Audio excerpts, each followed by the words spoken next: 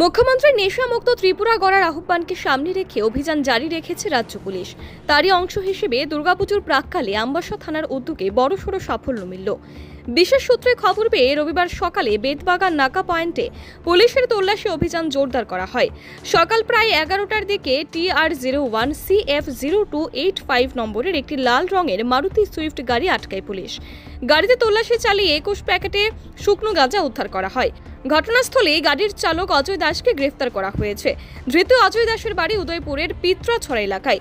প্রাথমিক জেরায় সে জানায় তেলিয়ামুড়া থেকে গাড়ি নিয়ে ধর্মনগরের উদ্দেশ্যে যাচ্ছিল এবং এর জন্য 20,000 টাকার চুক্তি হয়েছিল। অভিযানে নেতৃত্ব দেন আমবাসা মহকুমা পুলিশ আধিকারিক নিরুপম দত্ত এবং থানার ওসি নন্দলাল দাস। তাদের সঙ্গে উপস্থিত ছিলেন TSR এর 3য় ব্যাটালিয়নের জওয়ানরাও।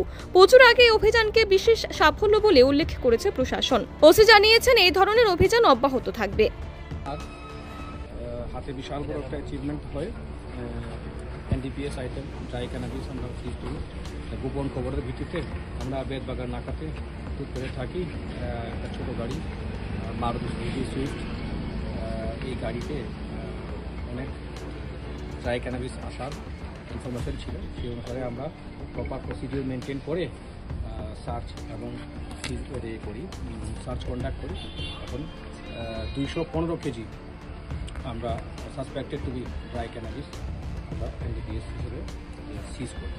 Market value sir, market value যদি কালোবাজারে মার্কেট ভ্যালু ধরা হয় 20 লাখের উপরে। স্যার গাড়ির নাম্বার TR01 CF0285।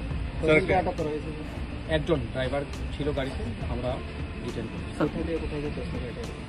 গাড়িটা ধর্মনগরের উদ্দেশ্যে রওনা হচ্ছিল, আগরতলার দিক থেকে আসছিল। স্যার যারা আটক করছেন তার নাম শ্রী অজয় দাস, বাড়ি পিতা বিশ্বজিৎ দাস, বাড়ি পিতা। Bureau report, PV north east.